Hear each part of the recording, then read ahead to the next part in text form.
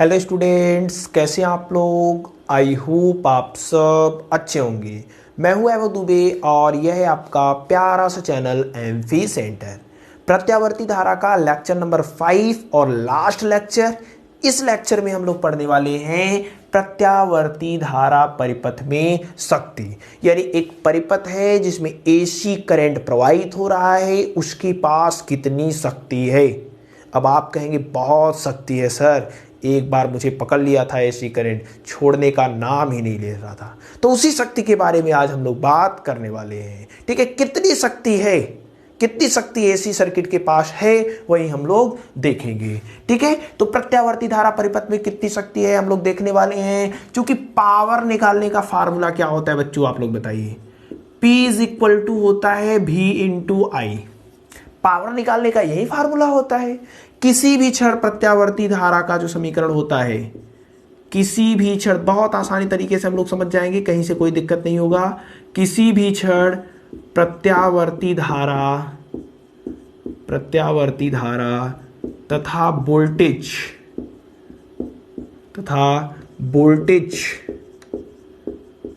Voltage का समीकरण क्या होता है बताइए। बहुत सारी चीजें इसके विषय में आपने पढ़ा है। समीकरण निम्न है, लिख लेते हैं। V इज इक्वल टू क्या होता है, V not sine omega T. I is equal to क्या होता है, I not sine omega T minus five मान लेते हैं बच्चों। मान लेते हैं फाइव V और I के बीच का क्या है, कालांतर है। जहां फाइव V और I के बीच का कलांतर है। ठीक है, कलांतर है। चलिए, हमें पता चल गया प्रत्यावर्ती धारा का वोल्टेज का जो समीकरण होता है V not sine omega T, I not sine omega T minus five होता है। जो फाइव होता है वह दोनों के बीच का क्या होता है, कलांतर होता है। कलांतर होता है, अतः पावर क्या हो जाएगा, power P is equal to V I होता है। इसी फार्मूले का उपयोग हम लोग करने वाले हैं। P इज इक्वल टू भी का मान कितना है, V not sine omega T into I का मान कितना है, I not sine omega T minus five है। ठीक है, ये V का मान था, ये I का मान था, दोनों मान को हमने रख दिया है। अच्छा, ये I नॉट इसको आगे ले लेते हैं तो P इज इक्वल टू क्या हो जाएगा, V नॉट I नॉट, इधर क्या बचा साइन ओमेगा टी, इधर क्या बचा sign omega T minus five. Math वाले बच्चों के लिए तो बहुत आसान।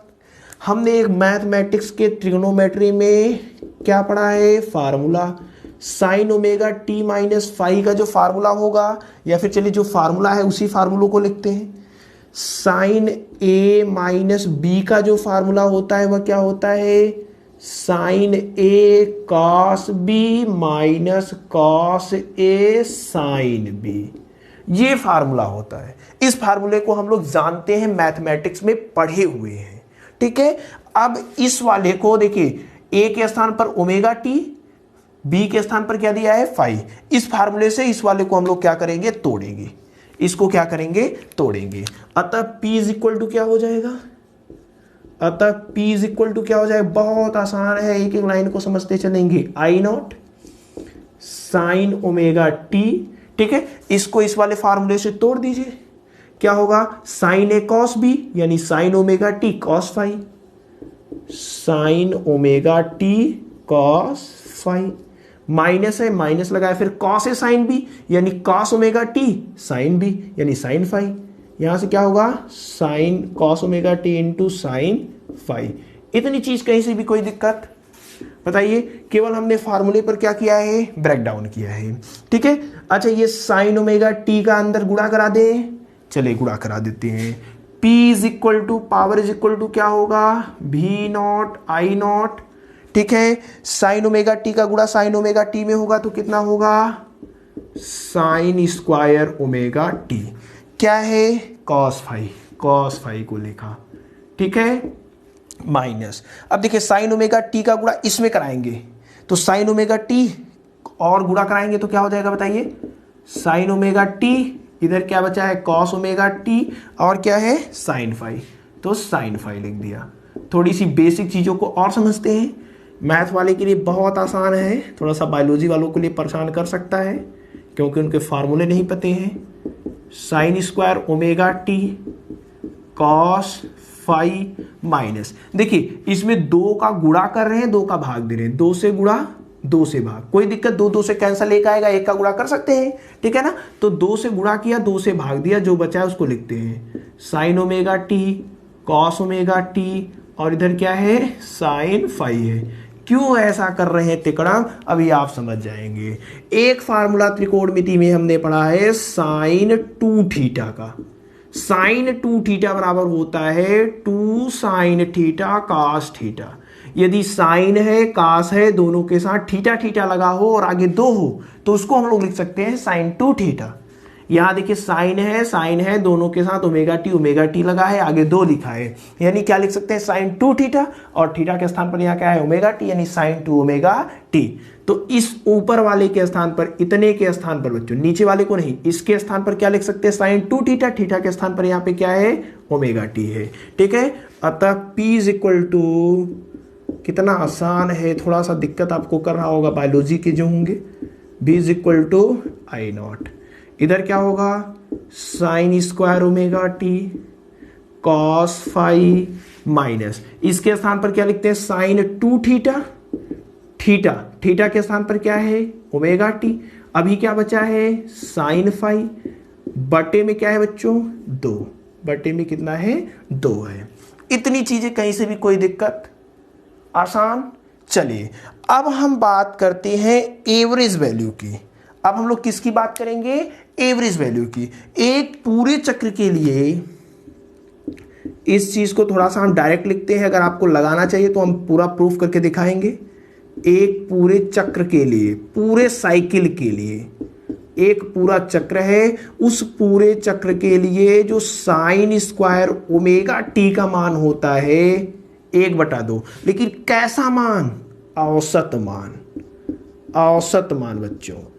पूरे चक्र के लिए साइन स्क्वायर ओमेगा टी का जो मान होता है औसत, वह 1/2 होता है, ठीक है। और साइन 2 ओमेगा टी का जो औसत मान होता है, 2 ओमेगा टी का जो औसत मान होता है वो 0 होता है। अब एवरेज वैल्यू कैसे निकाली जाएगी, ये हमने पहले वाले वीडियो में आपको बहुत आसानी से समझाएगा।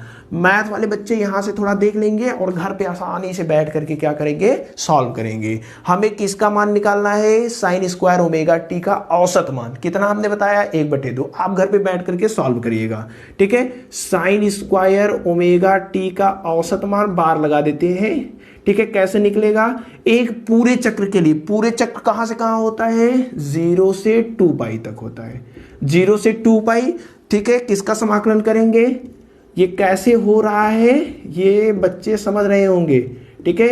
dt बटे कितना हो जाएगा बताइए, dt कहां से कहां तक 0 से 2 पाई। इसी को सॉल्व करिएगा, साइन स्क्वायर ओमेगा टी का औसत मान आ जाएगा। पहला वीडियो, अगर ये सब समझ में नहीं आ रहा है तो लेक्चर नंबर 1 देखिए, बहुत आसानी से समझ में आ जाएगा कि कैसे किसी भी क्वांटिटी का औसत निकाला जाता है, ठीक है। तो साइन स्क्वायर ओमेगा टी को सॉल्व करेंगे, एवरेज देखिए किसी भी क्वांटिटी का एवरेज निकालने का यही तरीका, निकाल दीजिए, मान आएगा 1/2, निकाल करके आप चेक करिएगा। उसके बाद sine 2 omega T, sine 2 omega T का औसत कैसे निकालेंगे, साइन 2 ओमेगा टी का औसत कैसे निकालेंगे, 0 से 2 पाई, एक पूरे चक्र की बात हो रही, फिर कुछ को लिखते हैं साइन 2 ओमेगा टी को लिखते हैं dt के सापेक्ष, ठीक है। उसके बाद किसको लिखते हैं 0 से t, किसके dt। इसको सॉल्व करिए, मान 0 आएगा, ठीक है। तो मैथ वाले बहुत आसानी सॉल्व करेंगे, बच्चे जो बायोलॉजी के हैं वो केवल और केवल ध्यान से रट लेंगे, समझ लेंगे कि साइन स्क्वायर ओमेगा टी का average value 1/2, sine 2 omega T का एवरेज वैल्यू कितना होता है 0 होता है। तो साइन स्क्वायर ओमेगा टी के स्थान पर 1/2 रखेंगे, साइन 2 ओमेगा टी के स्थान पर 0 रखेंगे, लेकिन औसत है तो जो p आएगा वह भी क्या होगा, औसत वाला आएगा, ठीक है। यानी अतः जो P आने वाला है वो कैसा आने वाला है, एवरेज आने वाला है, औसत, क्योंकि हम लोग ये औसत मान इसमें रखने वाले हैं, तो जो आएगा रिजल्टेंट वो भी क्या आएगा, औसत में आएगा, यानी V0 I0, ठीक है। इधर क्या हो जाएगा, sign square omega T, sign square omega T के स्थान पर कितना 1/2 क्या है कॉस फाई, ठीक है, माइनस साइन 2 ओमेगा टी के स्थान पर कितना 0 इंटू साइन फाई बटे 2।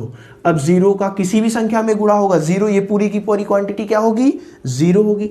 अब देखिए पी एवरेज है, एवरेज को हम लोग ऐसे बार से प्रदर्शित करते हैं, आप चाहे पी एवरेज लिखे, बार बार लिखने से बढ़िया है बार लगा दीजिए, झटके में काम हो जाएगा।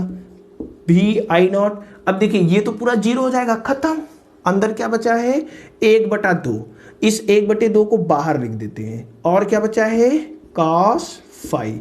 अगर दिक्कत हो रही है तो ऐसे लिख दीजिए cos फाई के बटे 2, ठीक है। P bar is equal to कितना हो जाएगा भी नॉट आई नॉट। अच्छा थोड़ी सी चीजों को समझिएगा, cos फाई है बटे करड़ी 2 है, इस 2 को हम लोग लिख सकते हैं करड़ी में 2 गुणे करड़ी में 2, करड़ी में 2 का गुणा करड़ी में 2 करेंगे 2 आ जाएगा, ठीक है, कहीं से कोई दिक्कत नहीं है। चलिए P bar is equal to कितना हो जाएगा, देखिए तो P bar is equal to इस करड़ी में 2 को भी नॉट के बटे लिख देते हैं, भी नॉट के बटे करड़ी में 2, इस वाले करड़ी 2 को आई के नॉट बटे लिख देते हैं, यानी आई नॉट बटे करड़ी में 2। इधर क्या बचा है cos फाई।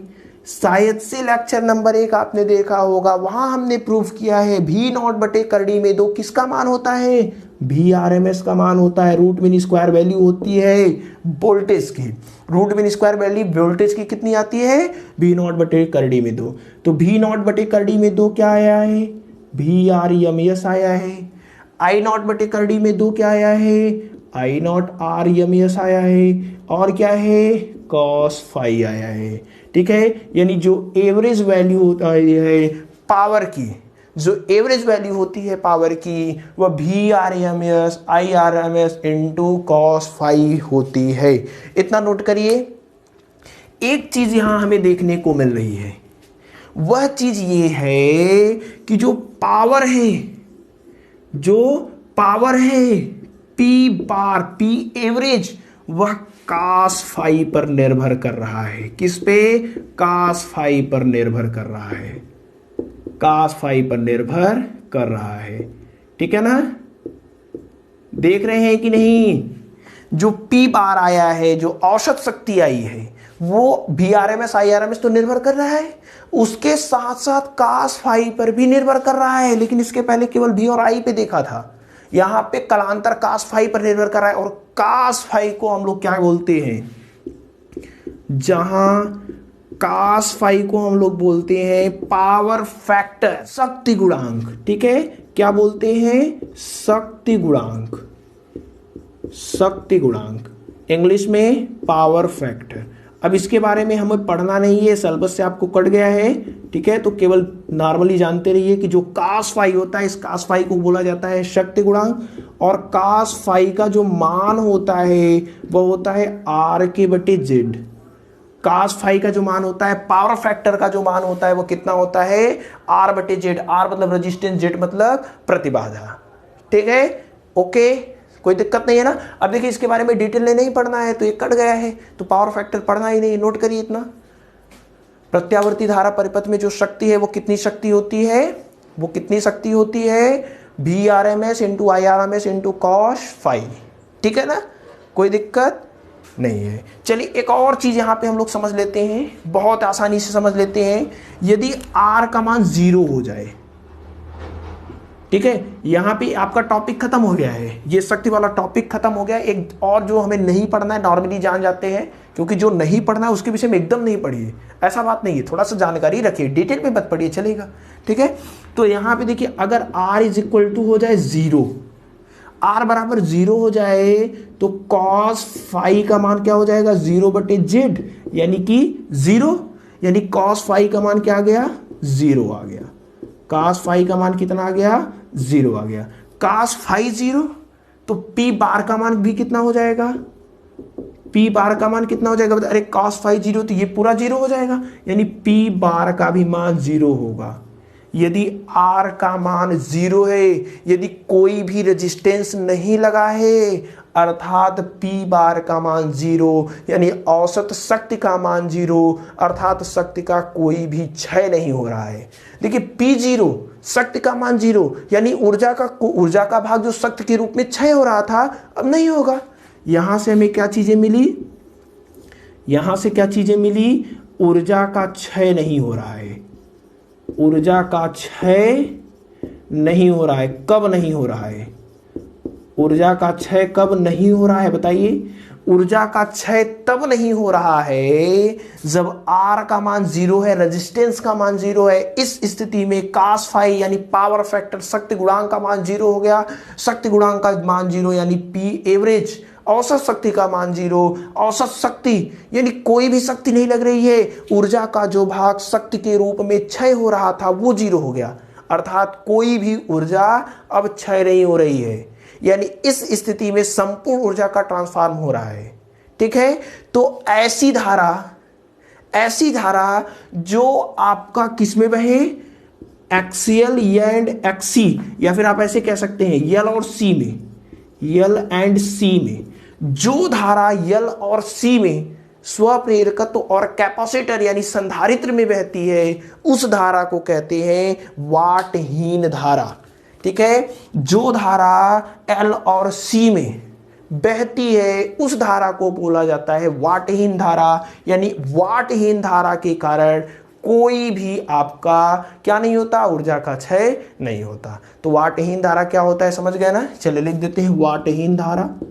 वाटहीन धारा जो धाराएं यल और सी वाले परिपथ में प्रवाहित होती हैं, यल में जो धारा प्रवाहित हो रही, सी में जो धारा प्रवाहित हो रही, उस धारा को क्या बोला जाएगा, वाटहीन धारा। ऐसे परिपथ को वाटहीन परिपथ बोलते हैं। ठीक है, तो ये नोट कर लीजिए, बहुत बेसिक सा वीडियो था, बहुत ही आसान वीडियो था। आई थिंक चीज़ें आपको बिल्कुल समझ में आ गई होंगी, कहीं से भी कोई दिक्कत नहीं होगी। जो स्पेशल टॉपिक हम लोग डिस्कस करने वाले थे वो प्रत्यावर्ती धारा में शक्ति कितनी है उसी के बारे में पढ़ रहे थे। ठीक है, तो प्रत्यावर्ती धारा परिपथ में शक्ति का मान कितना होता है, P bar is equal to V RMS into I RMS into cos phi, जहाँ cos फाई पावर फैक्टर है, इसका मान होता है R/Z। ठीक है, तो वीडियो को पॉज करके नोट कर लीजिए। आई थिंक चीज़ें आपको एकदम आसान लग रही होंगी, कहीं से भी कोई दिक्कत नहीं होगी। नोट कर लिए। तो आई होप ये छोटा सा वीडियो आपको पसंद आया होगा।